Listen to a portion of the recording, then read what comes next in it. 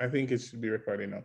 Yeah, in the meantime, I would ask you to take out like a piece of scratch paper and a pen. So if you don't have one of that in front of you, please go ahead and quickly grab one before we get started. So you can do some reflecting here as we go through.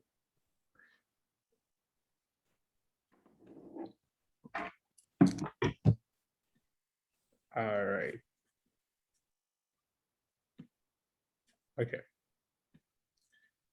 So I'm gonna go ahead and share my screen in just a moment.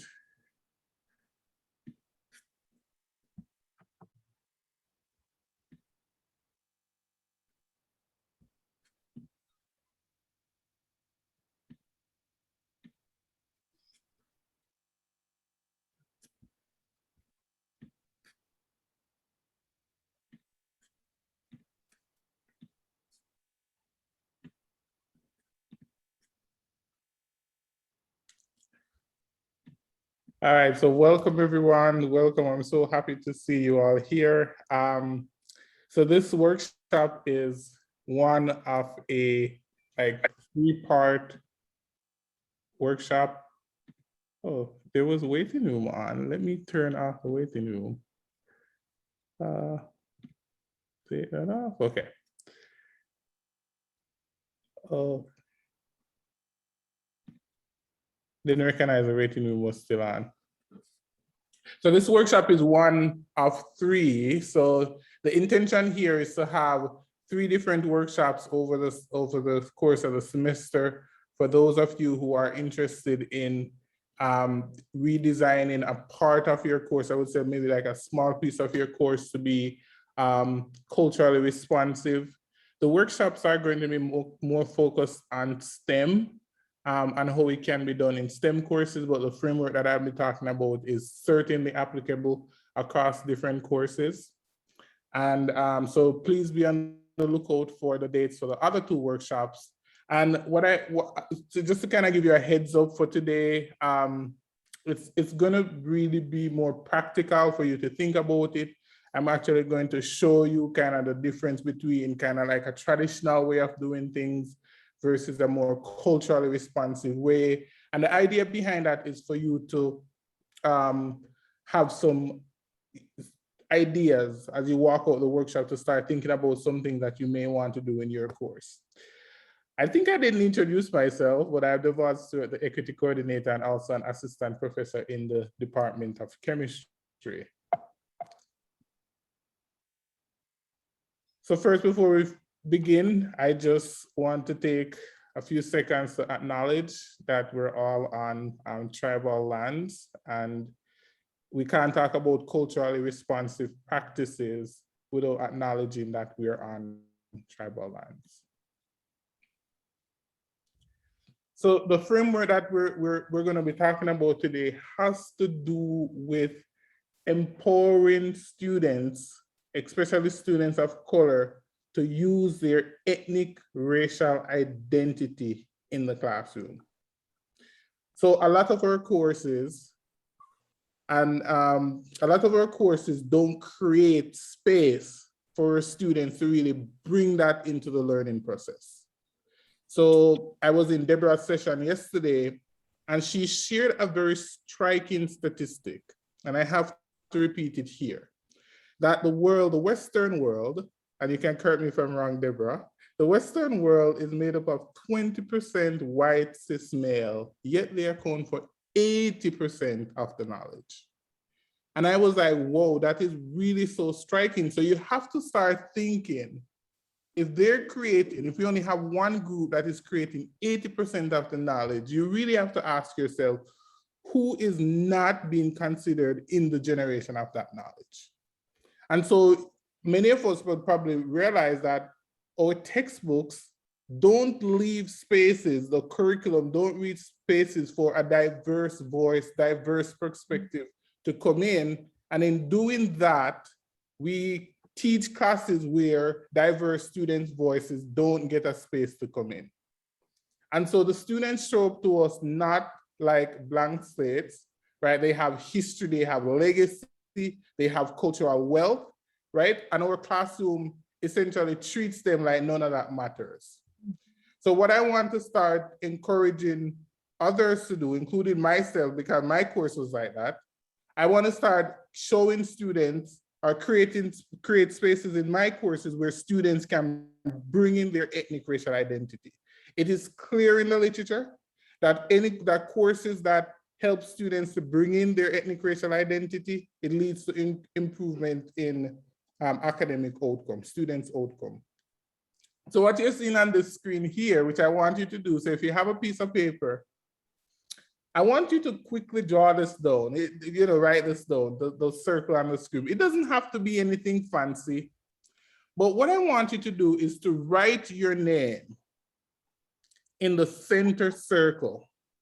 And then the 4 circles on the outside, I want you to go ahead and write 4 aspects of your social identity that you think is the most important to you. Mark you, there might be many aspects of your identity that is most important to you, but I'm asking you right now to just select 4. So I'm just gonna give you like 30 seconds if you can go ahead and write that down quickly on a piece of paper. So your name in the center and 4 aspects of your social identity that you feel like it's important to you.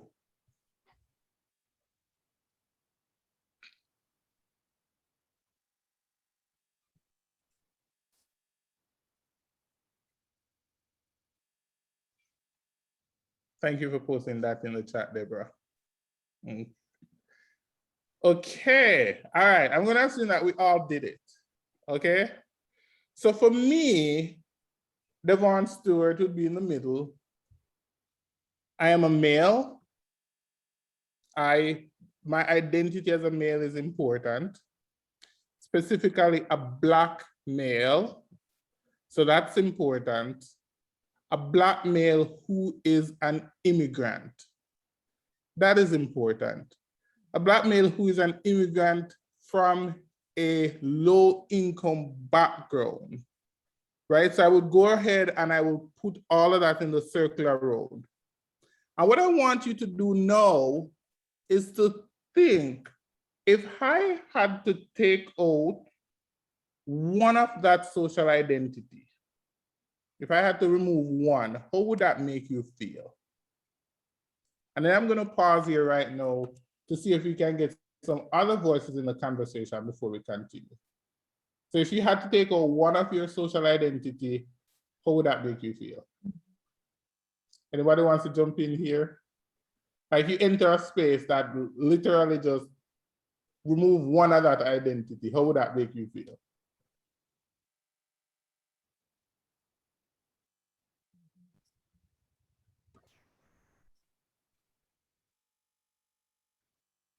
And I'm seeing in the chat incomplete, right? So I know for me, I can start out. I know for me,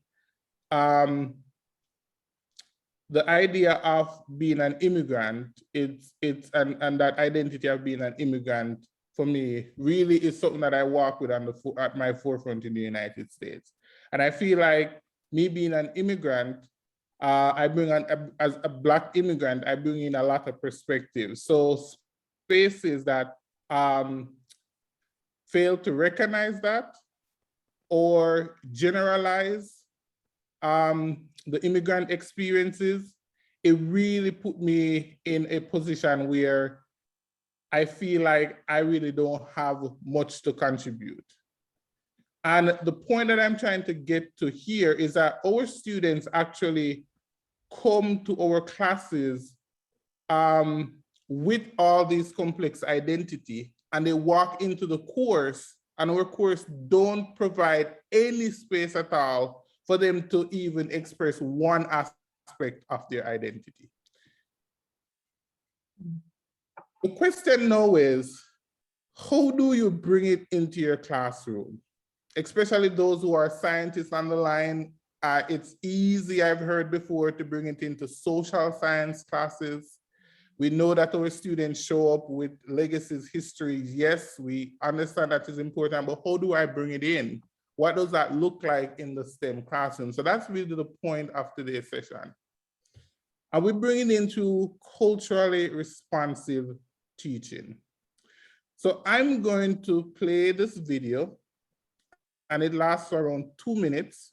And as you watch this video, I want you to really think carefully on that little graph that you just did, and actually think about what came to your mind as you watched the video. Where did your mind go? Which specific part of the video really captured you? So if you can keep those questions in mind as you watch the video, what came to your mind? Essentially, where did your mind go? Was there a specific thing about the video that captured you? All right, so let me go ahead and play.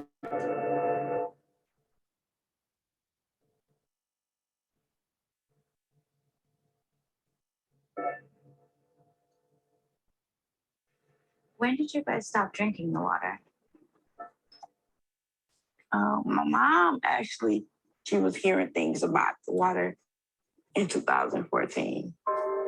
And she was telling me, like, Jasmine, don't drink the water. I don't know if it's true or not. Me, still was just drinking water, bathing in it, brushing my teeth. I thought it was okay. But I was wrong. And now I'm paying for it. Big time.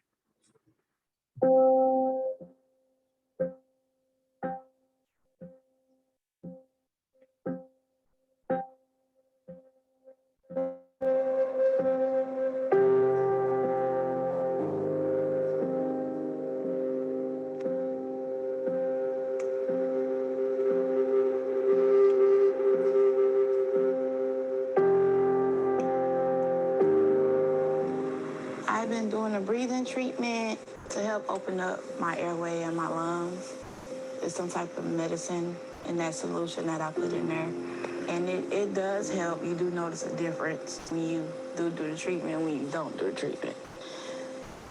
But 4 times a day is kind of hard to do, especially when you have dialysis and you just want to sleep all day and do nothing.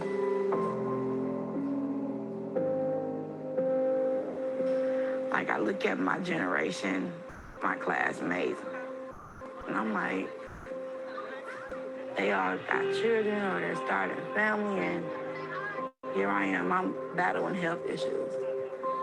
It's a challenge, but do what you gotta do to live, to get better.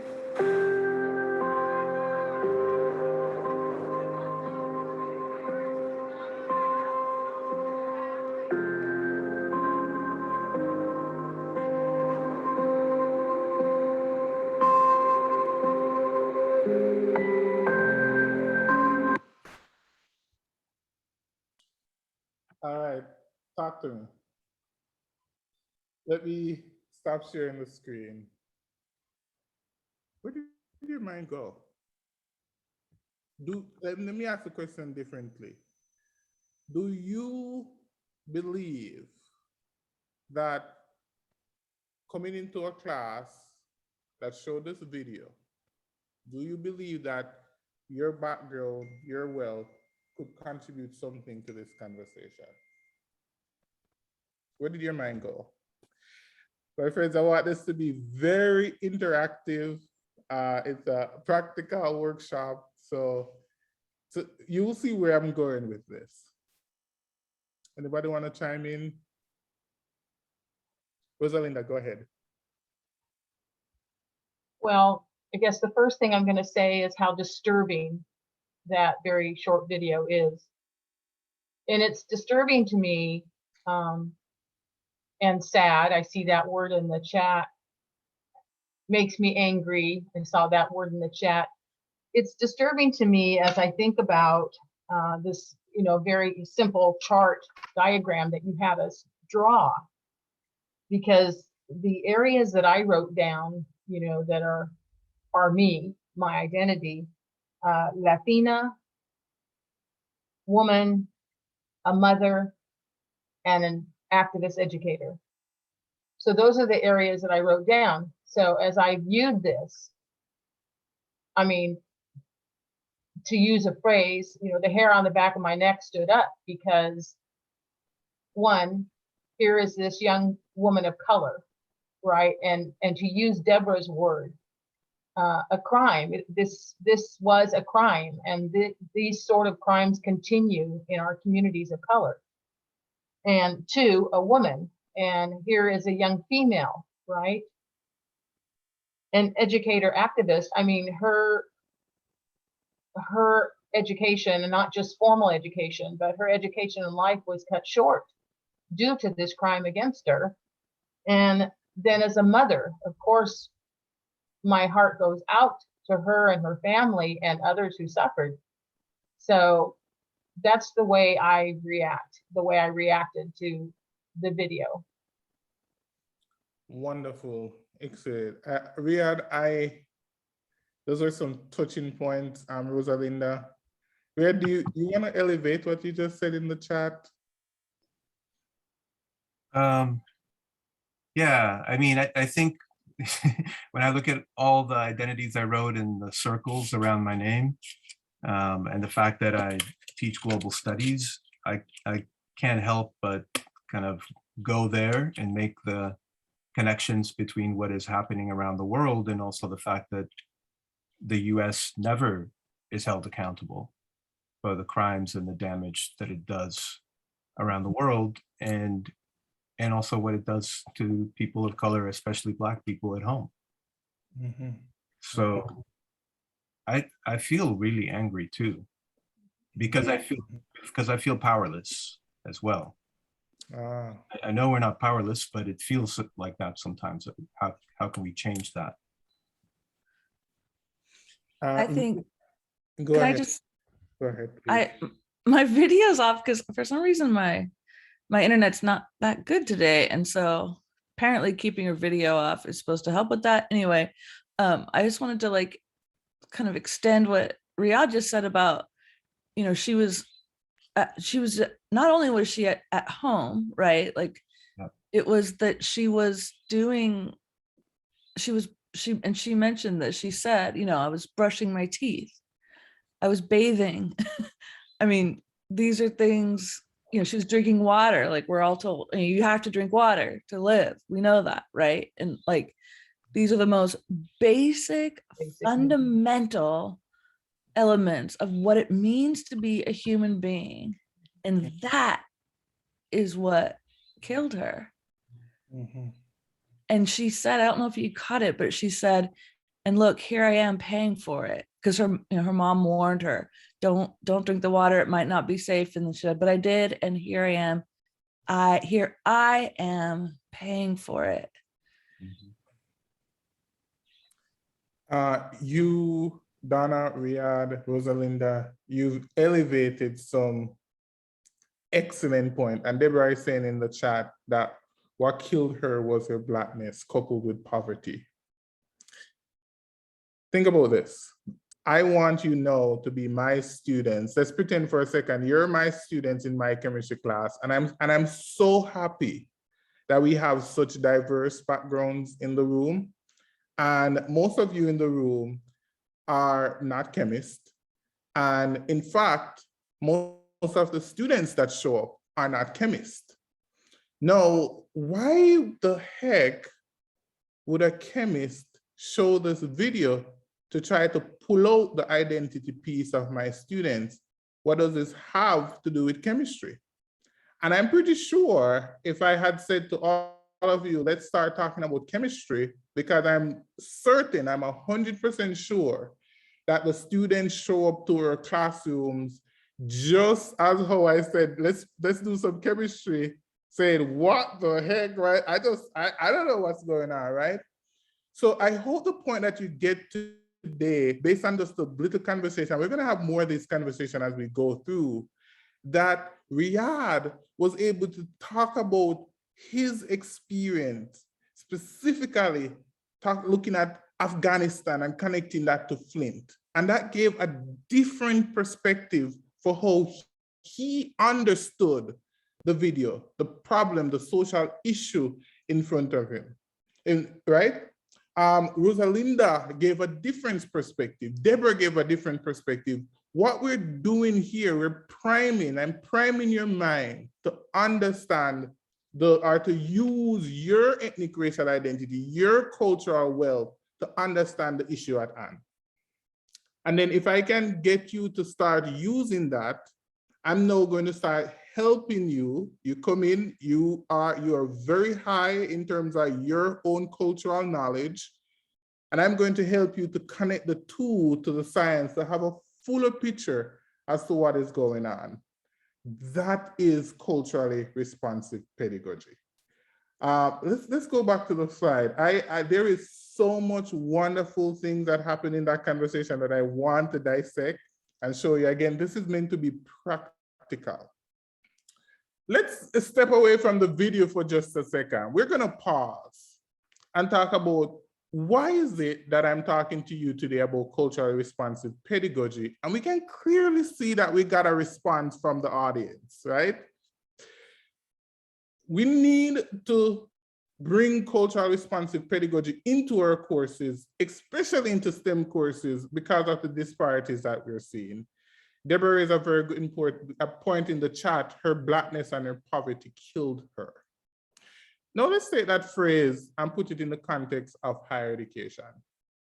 What you're seeing on the screen here is data that I just pulled from for graduation rates and attrition rates out of STEM based on race. And what you can see from the data, the blue bars represent interest in STEM. So when students of color are not succeeded, what do you hear? Oh, they're not interested in sciences, right? They're not interested in STEM.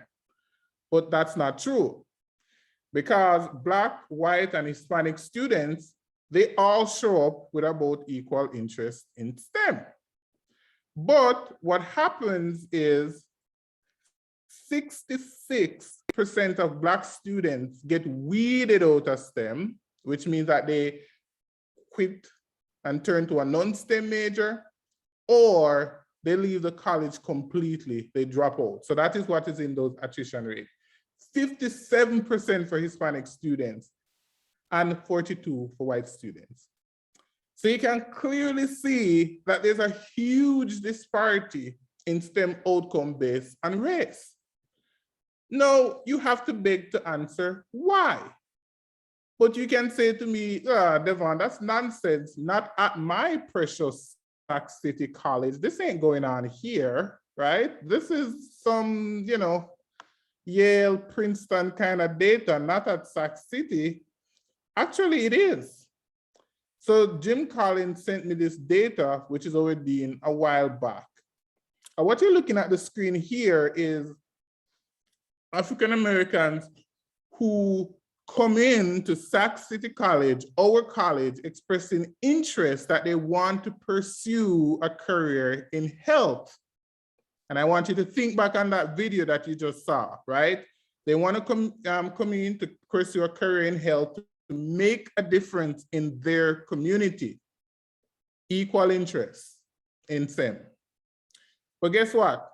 By the time they get to Chem 305, only 10.5% of those students, bright, brilliant Black minds who came in, is actually eligible to join our nursing program at Sac City College.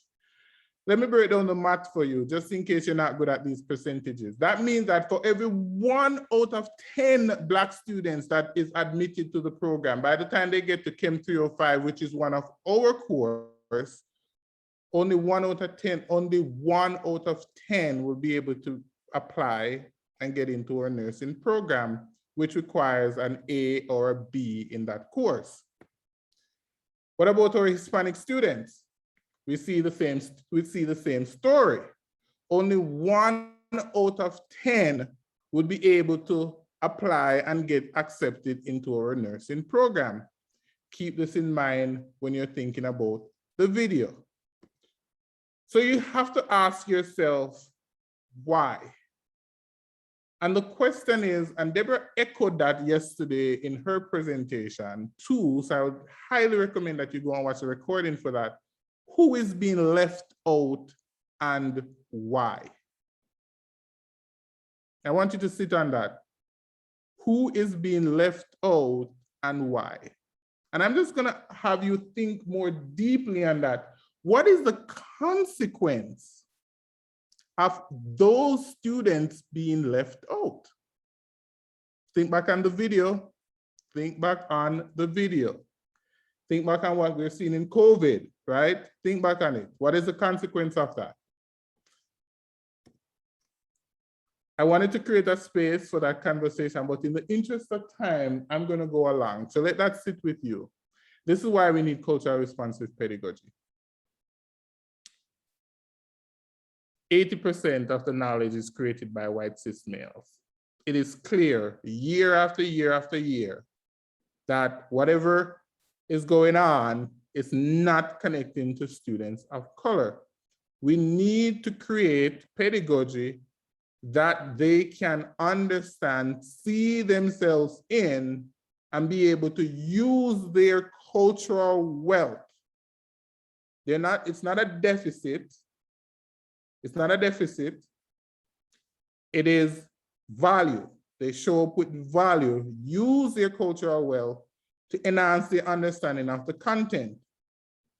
However, a common critique of culturally relevant pedagogy is that we're watering it down, we're making it easy for students. Science has lost its integrity. Oh my God, these kids are not prepared, they're not interested, we've all heard it, right? But there are three tenets of culturally relevant pedagogy. One is academic success, the other one is cultural competence, and the third one is critical consciousness. But you might say, you might be teaching to only students of color. No, this benefits non-majority students as well. So for me, it's an open and shut case.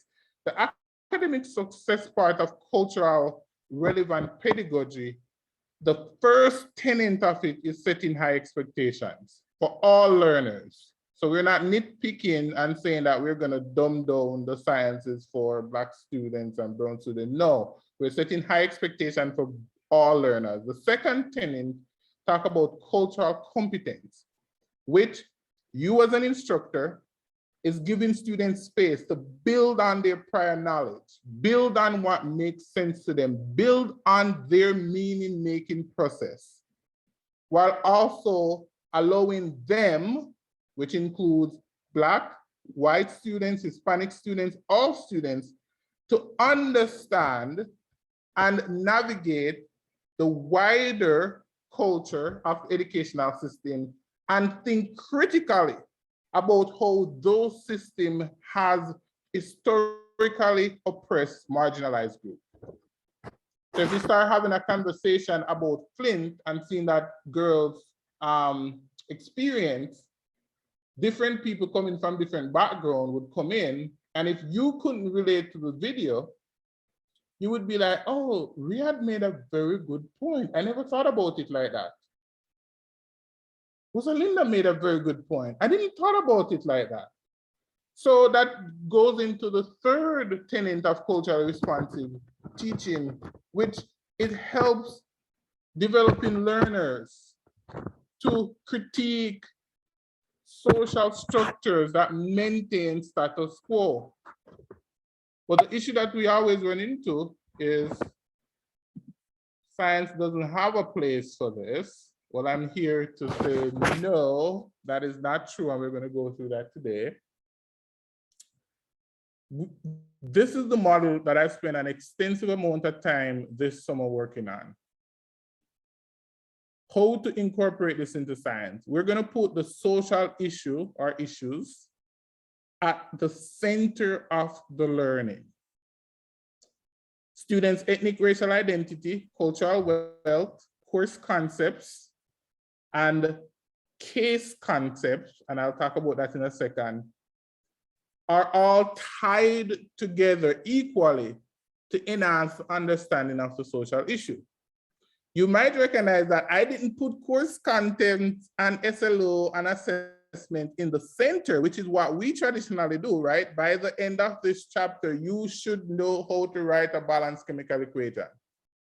The students are still going to get it, but I'm putting the social issues, something that is meaningful to them, at the center of the learning, and using the course to support their understanding of the issue. All right. So if you have any questions, just please let me know. So my friends, time for us to turn into some chemistry students. Please don't log off Zoom now, right? We're going to be some chemistry students. So what I'm going to do, I'm going to teach you a lesson using the traditional approach.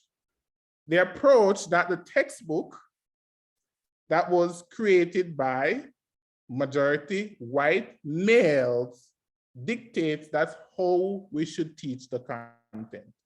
So at class time, chemistry is now in session. Let's go ahead and take out some notepads and let's start. So I decided to start with chapter 1, matter, measurement, and problem solving. The first chapter in the chemistry textbook, right? And what I just did, which is most of us, and I was guilty of that, when I teach a course, I look at the learning outcome. What do I want them to get from this? I want them to classify properties and changes in matter as physical or chemical change, right? So that's what I want to do. So that's where I would start. So I would look in the textbook, and then I would say, and most of you are probably already lost already. And if you're lost, that is supposed to happen.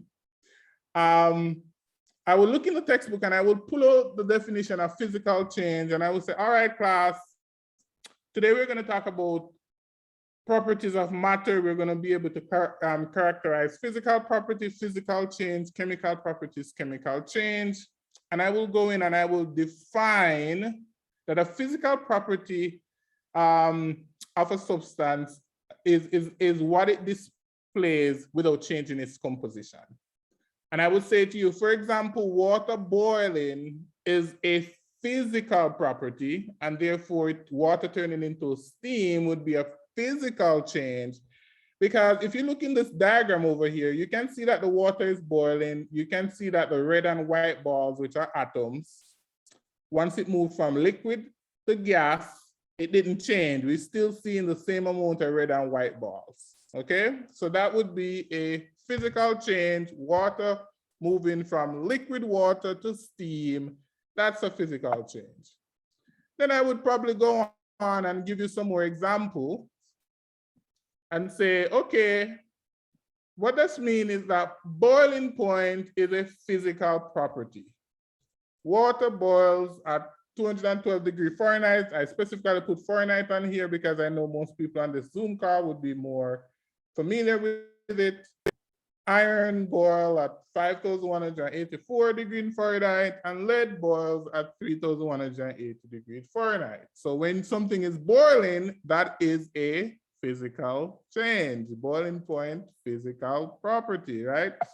Okay, so then I would continue into chemical change, right, and chemical property.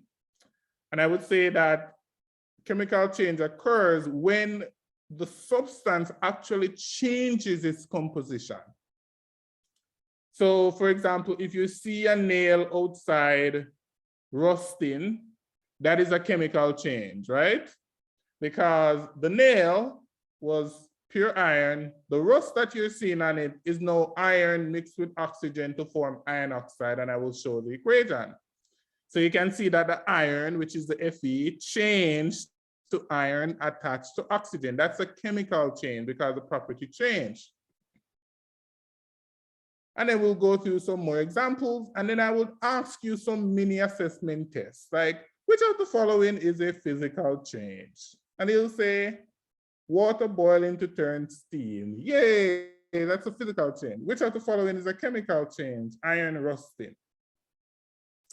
Let me stop here for a moment. That's the end of our little short lesson. How connected did you feel to that? Talk to me. I have something to say, but I'll let someone else speak if they have something. Or you can please tell me if I am being ridiculous here in that is the way we present the lesson. Oh, I'm open to discussion. Does this seem familiar to you? I was feeling like I was having PTSD, not to use that term facetiously, but I mean, it really transported me back to the last time I took a science class, which I don't even know when that was. And the whole time I'm thinking, who cares? like really, who cares what temperature this happens? Like, why? Like, I was having trouble even paying attention to you, Devon, because I was like, who cares? You know? And I just think and it really is such a brilliant, at least for me, what you just showed is such a brilliant demonstration of what learning so often looks like, where it's divested from the context that makes it meaningful. And I assume that's where you're going to take us next, but Absolutely. but that was a really good demonstration of that, because I could not have cared less about what you were just talking about. No offense, science people. Listen, we love the science. This is our bread and butter. But the point that I'm trying to make, it is not about you. It is not about you as the instructor. And you're looking at this through the lens of being a chemistry student now, but I can guarantee you in your own classes, students show up the same way. They're coming at it just as clueless and naive and wondering, why the heck do I need to know how to write X? I don't know. What do you guys teach? Why the heck I need to know this, right? It flips. And so the reason why I wanted to do it, I want you to sit in this discomfort. I really want you to sit in this discomfort as to how the students will go through it. Now, for the chemist on the call, he'll be like, okay, I see it, I get it. Again, it is not about you. It is not about your view, but it's how the student is receiving it. Go ahead, Rosalinda. That's an excellent point to bring up, Devon, that we can apply the same lesson to any of our disciplines, right? Just a real world example. The other day I was in a store and got to talking with the clerk, very nice woman who shared her experience of college, and not a very old woman. I mean, certainly many of our students are her age, but she shared how she hated writing. She's not a good writer, and she hated those writing classes and didn't do well in them at all. Mm-hmm. And really that conversation really concretizes the point you're making, right? That it really doesn't matter the discipline, that if we approach that discipline with our students in such a disconnected way to who they are, well then yes, the course is going to be boring. It's going to be too difficult. It's going to make them seem like they cannot they cannot write or whatever the discipline is. So really good point for us to look at our own particular discipline. Very good. So remember that graph that I showed you, I told you to write on scratch paper before? Let's go back to this slide here for a second. You talk about how the course made you feel. Did this lesson allow you to use your own experience, cultural wealth, ethnic, racial identity? The lesson that I just presented. Think about it. I went through it. Remember, we had so much to say before. Did it allow you to think? You know what is important to you. Did it allow you to use your experience, your cultural wealth, your ethnic identity to start making meaning of this? Remember, this is how we understand the world.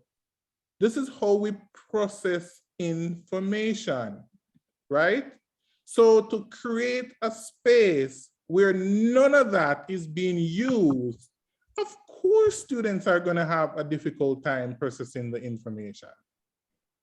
And then again, it begs the question, which students benefit the most from presenting this information in this format based on their own experiences, their own cultural wealth, their own ethnic racial identity. Am I making sense here, or I'm going off the ledge, right? Okay, so hold on to that point. So I'm going to try to read, this is a practical workshop. I'm going to reteach that same lesson to you, but now through the lens of culturally responsive teaching, the same lesson. And then what I'm going to do, I'm going to use the framework and I'm going to put the social issue, not the learning outcome, at the center, right? I want to provide you with scientific knowledge because of course you got to understand scientific knowledge, right? I want to provide you with enough knowledge so you'll be able to make sense. And what I would do in a lesson like this, I would actually center it around social issues relating to clean water access. And what I would be priming my students, saying that you will have a better understanding of what happened in Flint. And you will be able to parse through and better think about the social, racial inequities that happened in Flint through a scientific lens. And I would start telling my students to question and critique the data using a social justice lens, right? But for you to be able to do that, you need to understand the chemistry. So, okay, let's get back into these videos. If you were to put anything in a population to keep them down, it's lead. And it doesn't just keep them down for a month, a year, it keeps them down for decades and generations. It's a no-brainer. The CDC, Centers for Disease Control, everybody tells us there is no safe level of lead. Lead should never be in the body of a child because of what it does. It has impacts on cognition and behavior. So in large-scale epidemiologic studies, it shifts the IQ curves of children. So imagine our entire population of Flint, we have shifted that IQ curve to the left. We've lost potentially our high achievers and have more children who may need remedial and special education services. So huge impacts on cognitions, impacts on behavior, ADHD-like disorders, impulse disorders, conduct disorders, and lead has actually been linked to criminality. Did I grab your interest again? Talk to me.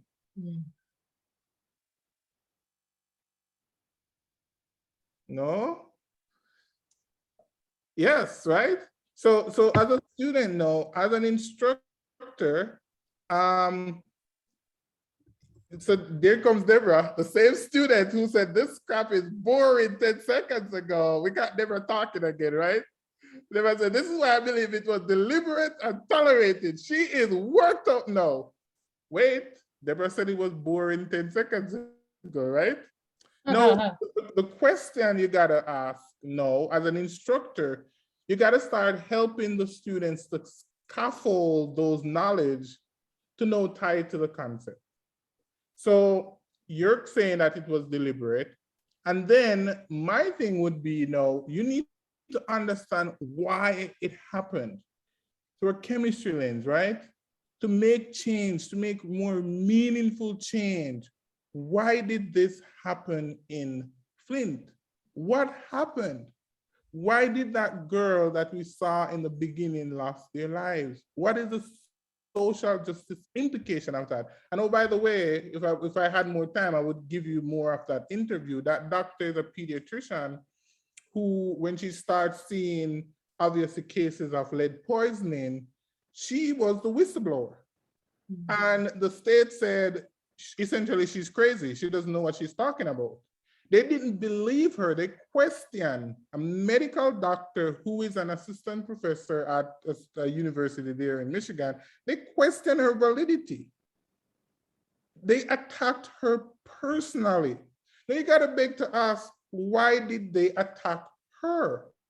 What about her that caused them to attack? What about Flint, why they were so hesitant? This woman, highly educated woman, has to be crazy to think that anything happened, that there's a remote possibility that you can have lead in the water in Flint. What is lead? Right? What is lead? Now, for you to start understanding that, we need to get back into the chemistry of things. What is lead? Why is lead so dangerous? Why is lead so toxic, right? So let me go back here. I'm gonna skip to the next slide. Again, I want to teach you the same lesson. You remember that physical change stuff that I was telling you about before, right? Doesn't change composition of the substance. This is how I'm going to take that same concept and make it culturally relevant. Same concept, making it culturally relevant. Priming you again with this video. For Dion McKinney, between cooking dinner and taking care of his 4-month-old, there's little bottled water left for himself. So he's often left drinking from Flint's tainted taps. We drink the water. I boil big pots of it and let it cool, and we do what we have to do. The problem is lead in the water, and boiling does nothing. So he says he's feeling the effects. Rashes, burning skin, irritated skin, itchy, burny feeling. Your skin feels dry, you know. Flint's water problems began in 2014. They had been getting water from the Detroit system. Cash-strapped and run by a state-appointed emergency manager, the city was looking for a cheaper water source. It connected to the Flint River. Almost immediately, Flint residents noticed new health problems. Researchers found the water was highly corrosive, causing lead from old pipes to leach into the water. I think we've acted very promptly. Despite complaints, state officials assured the public for months that it was safe. And now emails released by the governor's office show just how poorly the issue was handled. In one, an aide calls people raising concerns the anti-everything group. In another, critics were accused of making the issue a political football. What is inexplicable. All right, let me start that now. Let's go into the lesson. What did the guy, I'm going to try to scaffold the information from you now. You're my chemistry student. What did the guy say in the video? When he said, okay, I'm running out of water, so I boil it and drink it. What did they say? What did the commentator say in the video? What does boiling do? Does boiling do something to the water? It does nothing. It does nothing, right? Why does boiling do nothing to lead in water? Because of its boiling point, which we just learned, right? Exactly, right? Water boils at 212 degrees Fahrenheit, which is a physical property of water. Come with me now, right? Lead boils at 3,180 degrees Fahrenheit. And remember, we said that a physical change in this case would mean that we would need to take solid lead that is in the water, heat it up, and it needs to turn into gaseous lead. Just like how we said before, that a physical change is taking liquid water, heating it up, and turn it into steam. Now, the question to you is, do you think your stove would produce enough heat to heat up lead to 3,180 degrees Fahrenheit so you can get out of that guy's water? No, absolutely not. So when the state agency is saying to the guy, just boil the water, government official, actually highly educated government official, just say, just boil the water. What is up with that? Devon, I swear, if I were a student in this class, I would want to jump up right now and go boil some water on my stove and and see the temperature, because I'm automatically like, okay, so I can boil water on my stove. Does it ever get higher than 212 degrees? Like, how hot does it get? I mean, I'm sure it doesn't get 5,184, but I don't know. I've never even thought about that before.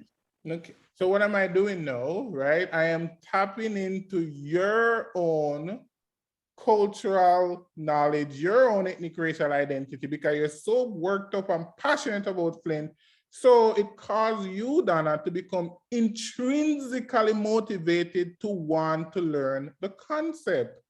This is the beauty of culturally responsive pedagogy. You get the student just interested enough, right? You start the fire. Well, I shouldn't say fire. California is burning down. No, don't start the fire, right? But you know, you just give them that little spark and they run with it. They start processing the information in a way that helps them to make meaning of the issue. And in the process of making meaning, using their own meaning-making processes to what they connect to, they start understanding chemistry more. This is why it would not work. This is a physical change. This is a physical property, instead of me just telling them that this is a physical property. Does that make any sense? Yeah, 1000%. And I agree with what Riyadh just put in the chat. I don't know if you saw that, but it wasn't just, you know, my intrinsic interest was like activated, but like what you like, yeah, you are doing that activation. So Right. Go ahead, Rosalinda. And Devon, I can't stay silent about a related issue. You know, in these examples, in the lesson that you're giving us today, of course, as we all see, you know, they're focused on people of color, right? The young woman and this young father. We need to be aware that among our community, our Sac City community, and of course beyond, we need to understand that clean water is a basic human right, a basic human need. And that said, the most recent study on college students, California community college students, which was done just in July, 1 in 2 California community college students lack food security. The basic need of clean water is food insecurity. And you see that, Rosalinda, that the course just, you're a basic needs scholar. The course just created a space for you to go down that rabbit hole of thought and connecting science concept to it. So we're enriching that funds of knowledge. You understand the issue just a little bit more, right? And that is what we're trying to do in these courses, is to help our students understand the issue. I have another one here that I talk about, again, the same lesson, right? Remember I talked about chemical properties, chemical change. So let's go ahead and watch the short clip again. Melissa Mays says the ominous change in the water was particularly noticeable at bath time. My youngest would tell me, Mom, it's yellow and it's a filmy, gross, foamy thing, and it would smell like open sewer. But we were being told we're still getting used to the new system. It's safe, it's okay. But it wasn't okay. Far from it. Flint's tap water was laced with dangerous levels of lead. The state knew about it and did nothing. The trouble began 2 years ago when the state decided to switch Flint from Detroit's drinking water to a new system. But the new system wouldn't be ready for 2 years. In the meantime, to save money, they switched to the Flint River water. 3, 2, 1. That first decision turned out to be a mistake, as did nearly every step the state took after it. Michigan's Department of Environmental Quality shoulders much of the blame, what a preliminary task force report calls an abysmal public response. At the time, the state agency told Flint it didn't have to add an anti-corrosive agent to the water, saying it was not necessary until 2 6-month monitoring periods had been conducted. In other words, they were willing to wait a year to see whether the water was safe. All the while, highly corrosive river water flowed through the city's lead pipes, leaching lead and other dangerous metals into the water supply. And what came out of the tap in many homes was toxic. Going back to the lesson, no. Right? Let's go back to the lesson. We were talking about chemical change, right? And so what did you hear in the video? They fail because of money cost to add an anti-corrosive agent to the water that would prevent the lead from leaching into the water supply. They didn't do it. So you remember the last time I told you about chemical change, right? So the difference that I said between this is that we have the ions here. Let's say, no, we're talking about lead.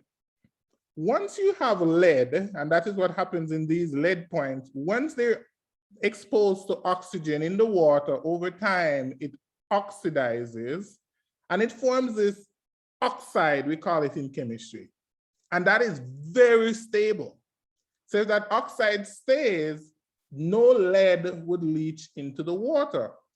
But because they decide to go the cheaper route without adding that agent to it, without adding that treatment, what happens is that it breaks down the oxide.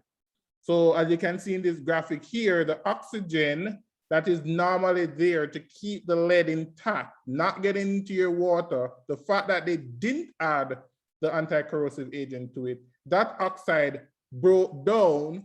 So now we're moving from lead 4 oxide back to just pure lead, and that's how the lead got into the water. Making any sense? Did that make it any more interesting? Right? We didn't add something to the water. That's how the lead got into it. How were you able to apply this, right? So you were able to know, say, oh my God, didn't they know that? Let's hear what the people, let's hear what the audience say here. You don't think that the scientists knew that? That's basic chemistry. I'm not trying to do any conspiracy theory here, but again, I'm just trying to open the space for you to run with it.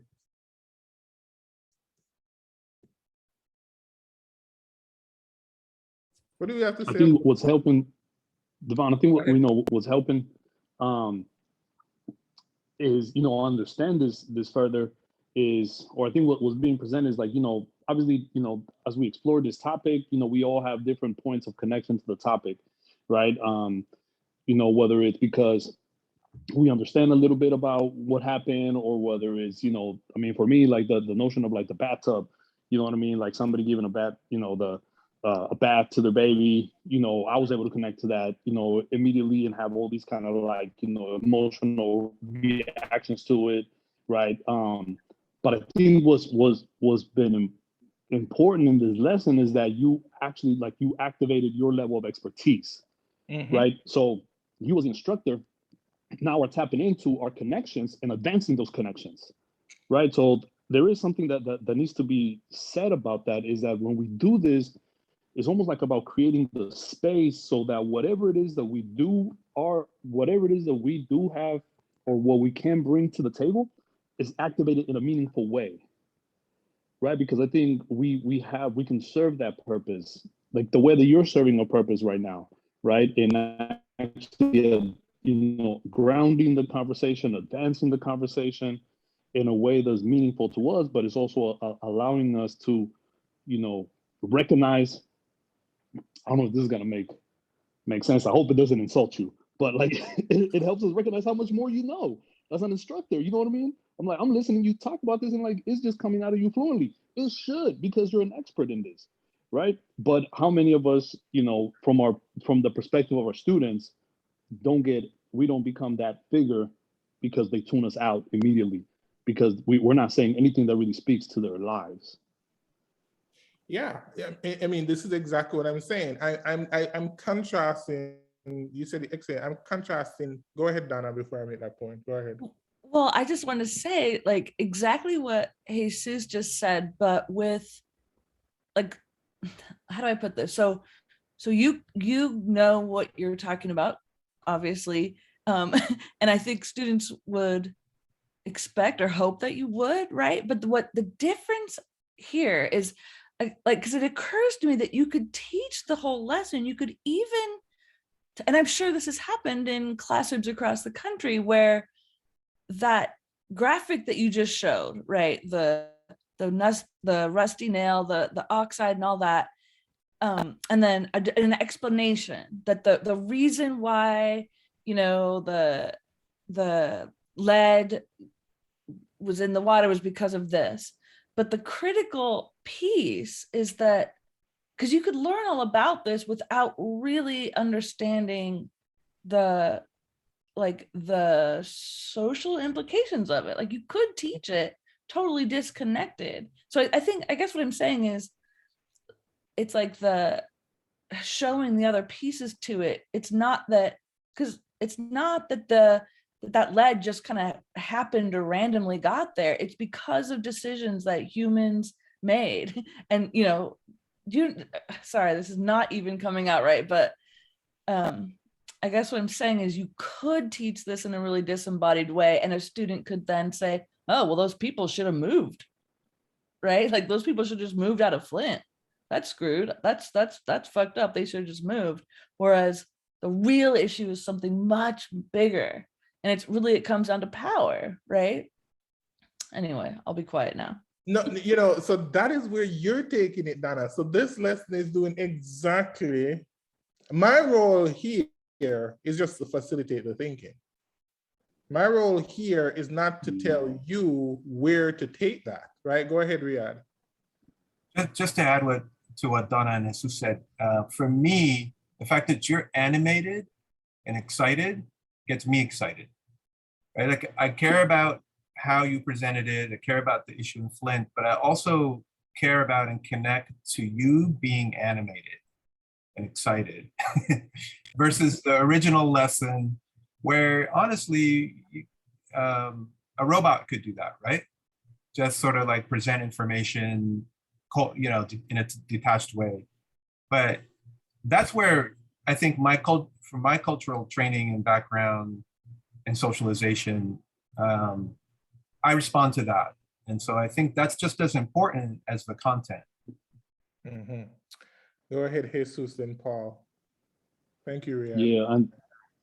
I think it's interesting, just kind of like what's being highlighted. Even the different people that are speaking are highlighting different attachments that we've made, right? And so that speaks to the fact that, like you said, you're presenting something that people can hook on to, right? But what they hook on to is going to be different depending on the different neural networks that they have, right? Like the different ways of understanding the world, whatever it is that they're passionate about. Like there is a whole plethora of ways to connect to the content, and then that you're advancing that connection, right? So I think this is just a overall amazing like showing of that, right? The three of us, or four of us that have spoken so far about the value that we see with the conversation that you're providing. Each of us attach something different, and I think that's I think the point of equity, right? Like, or the point of this as an equity experience, because it's not painting with a wide brush, but instead is providing a plethora of points where students could come in depending on who they are, right? Depending on whatever it is, identities they bring forth, whatever experiences they bring forth, whatever it is going to be, whatever it is that allows them to connect, right? So I think that like, I don't know, I guess the question that I have is, and the other thing is that because you're teaching within a context, within a conversation, how do we know to, like, how did you know to select this point, right? Like this story, you know what I mean? Like what was your thought process in selecting, okay, Flint is going to be the space, or it's going to be conversations to open up? Very, very good question, Jesus. I'm going to take Paul's point and then I'm going to go back and answer that question. Very good question. Well, yeah, just to kind of piggyback on what everyone said, but also to speak to what Jesus is talking about, I think as you're going through and demonstrating this concept, as you know, in chemistry or any science class, we've got a million concepts to cover. A lot of people will say, well, there's no way you can create as rich a learning space for every concept. But I think the point is, when you as an instructor demonstrate that you are connected to a story like this, and you bring that passion in at the beginning, then the other concepts you can kind of fire through as it builds or is related to this. So I think that's the piece too. Is, I know you mentioned this, Devon, and Devon and I have talked a lot about this too, but you have to start with small pieces, but those small pieces turn into bigger chunks without having to dissect each and every concept within the course. And so by Devon choosing this, that brings that passion that students will have and make that connection, and then they'll have that intrinsic motivation to maybe pick up on some of the other concepts as well. So yeah, I just think it's a really powerful tool. Thanks, Paul. I agree. So let me jump back to Paul, Jesus' question, then I'm going to go back to Paul. So you are, as the professor, you are the content expert. And what I'm, and let me put it up here. The first thing is, as you can imagine, this type of teaching takes work. And as Deborah pointed out, again, I can't advertise Deborah's session enough, that once you start making these changes, you like, oh, I'm sticking with the publisher textbook. It has the examples, it has the test bank, it has all of this stuff. What it requires is you to go out there and find the stories and find the clips and watch the clips and say, I'm going to just play 1 minute of this clip to get this point across, 30 seconds of this clip to get that point across. It takes another level of preparation. So, and I'm not telling you to go ahead and do it for, you can, but I'm not saying you to go ahead and do it for every single topic. Look on your course. See, Donna wanted to go and boil water, right? Look on your course. Think about some of the ideas, some of the concepts that are the most challenging for students to get, right? And then you can create a couple of these interventions within your course over the semester that students now start building up this anticipation to get towards, okay, so you can say in week 3, we're going to use lessons learned from week 1, 2, 3 to try to dissect what is going on in Flint, to try to dissect what e-cigarette does, to try to dissect these things. And then you will go out and you would, find clips, images, videos that would help the students to say, oh, that is why he was talking about this in week 1.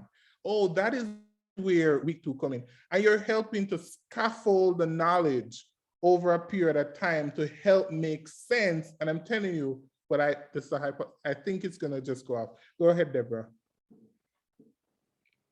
Yeah, I was going to offer an example from business. So I'm always telling students that it's important to be able to connect the dots. But of course, that doesn't mean a damn thing to a student, right? And so I'm like, I was struggling, how can I do this? And I think globalization is one of the most important things for a student, any person to understand, right? So, because if they understand globalization, then they understand pricing, they understand why they don't make much money. There's so many concepts. So I was looking, and the Suez Canal incident offered such a great example.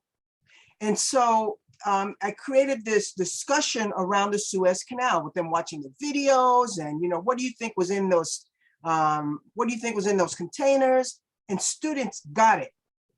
Oh, that's, and so, without me saying more, the conversation just did the teaching. And so it was such a great experience that now I'm going to do that with, two other things. I'm going to do it with racism and hiring and see where that takes me. And I'm also going to do it with leadership. And so, I think that it's just, if we're paying attention to the news and we're looking at where does our content fit in that, because it's always in there, right? It's always in there. I think that's helpful. So I just wanted to share that if that helps. Go ahead, Martin, and then Donna. Donna, Martin, did you raise your hand or no? Go ahead, Donna. Okay, so I'm so glad that Deborah said what she just said. And this whole time I've been thinking of the fact that, I've heard so many times people say, oh, those of you in the humanities, those of you in those disciplines can do this sort of culturally responsive stuff so much easier than we can. And sciences, it's so much harder. And I would argue that it is the opposite. The opposite is true. I think it is easier for those of you in the sciences because in the humanities, like for example, in English, my whole course is meant to be an assimilation course, essentially, right? It's about assimilating students into like using language in a specific way. And so for me to, like, I can talk, we can talk about social issues, but ultimately my classes will continue to perpetuate the status quo if I'm not doing something totally different, totally outside the norm for my discipline. And I would argue that, history, the other touchy-feely subjects are the same way. So I just want to throw that out there. Thanks, Donna. You're trying to start a riot here, but I see the science phone getting ready. I'm kidding. Just making a joke. Chris, Martin. Well, I mean, I was just kind of circling back to Paul saying that, I think most science teachers, and Devon, you're the exception, but new science teachers immediately just think, I have to cover all these topics, and they don't really care about connecting it to their students. I know that seems like a harsh statement, but it really is true. I mean, to attack it the way you are is really unique. And it's not even just hooking the students. You're talking about hooking it, making it important to diverse students like ours. So, I mean, I think it's huge. And, unfortunately, I don't think it's emphasized enough. It's teaching the content, covering the bases, covering ABC, and there isn't enough pedagogy that's like, look, you can teach them every muscle in the body, but if they don't care about any of those muscles, they're never going to learn them. So, I mean, I think this is great, not only from culturally responsive, but just pedagogy at its basic core. You have to make students hooked and excited and want to learn. So unfortunately, that's not always scientists or anybody's strength, I guess, in teaching. Thanks, Chris. Martin? I was just going to say that in regards to Donna's comment about English, at the same time, I agree with Deborah's comment that it can, depending on how we present it, right? Because the reality is that students, we live here and we're going to have to learn how to use that language, right, to empower the students to defend themselves, right? So it's not always about, I think, simulation, but more of how we teach the students to use it, right, in different scenarios that they're going to experience, whether it's professionally or through their life, through their journey, and whatever career they choose. So with that said, I agree with what everybody said in regards to you presented, Devon. It's I think that it's very possible to really spark that interest, right, in the students that sometimes have been turned off by their K-12 experience in STEM when we present this type of pedagogy and examples that is really relevant, not only to this water example in Flint, but also even here, right? We could go on and on with studies about the blacktop, how that affects, communities in different parts of Sacramento, for example, how not having trees and shade affect health, violence, things like that. So it could be definitely connected to different areas throughout the nation and challenges and issues. Lastly, I wanted to say that I know you mentioned about how it is difficult to build capacity, right? Throughout different, workshops or SLOs that have to be created around the content.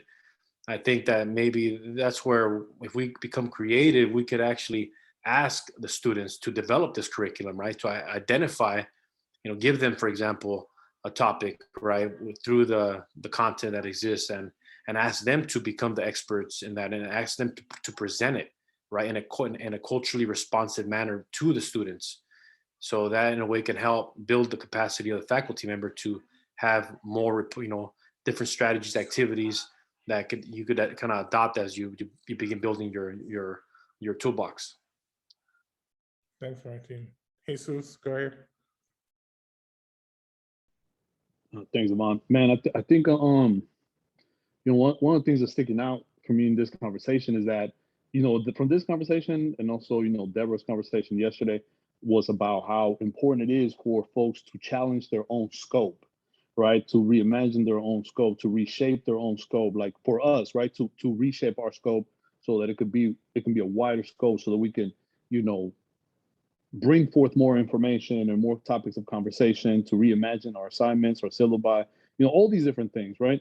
But it's also highlighting that we have a bit of a disparity of scope. Like some folks have a wider scope, some folks have a very limited scope in how they view the world and view teaching, right? And so there is a deficit of scope. And I don't think that we've had that sort of conversation, that whereas some faculty members, right, for X number of reasons, just come in with a wider scope, right? A wider understanding.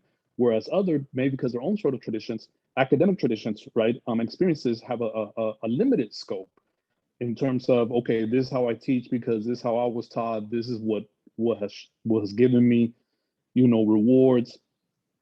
Whereas other people have a different perspective of like, okay, in order for me to teach this, I have to relate it to something that I know so that my expertise could come out. So at some point, I think we do have to have a conversation about how do we, breach the limits of our scope, right? And so, and think about different ways to approach new conversations, and different ways to bring forth, context. And also, I think maybe selfishly to celebrate folks that already have a wider scope.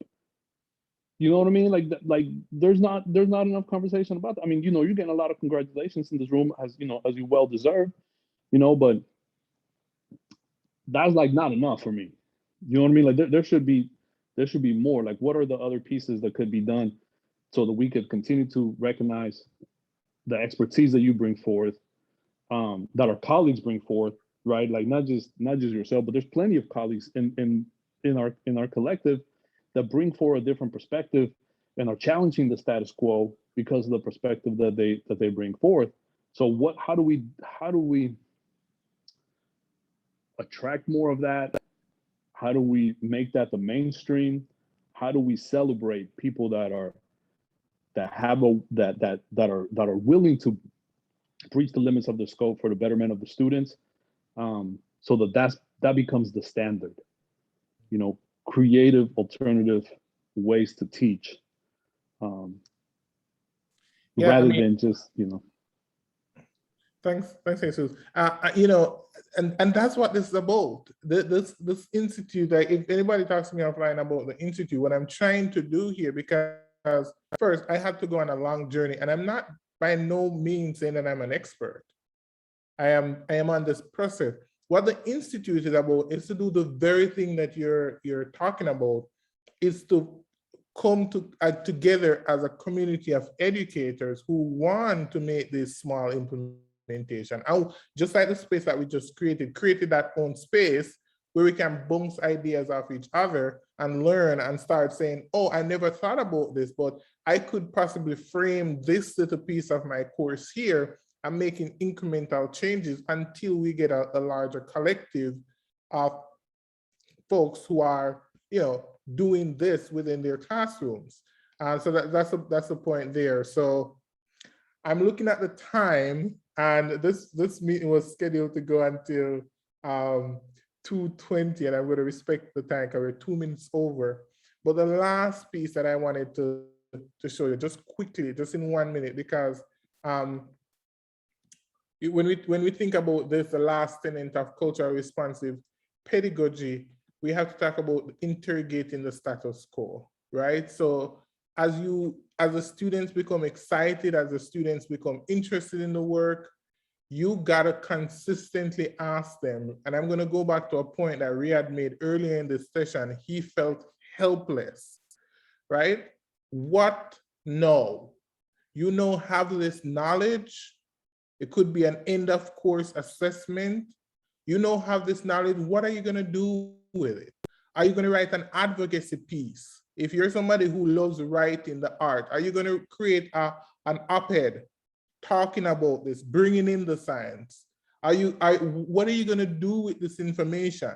Press them, think about your interests, right? Are you going to look at what the doctor said about how the Flint lead crisis could lead to further disparities in health because lead is linked to learning disabilities, right? What are you going to do with the knowledge?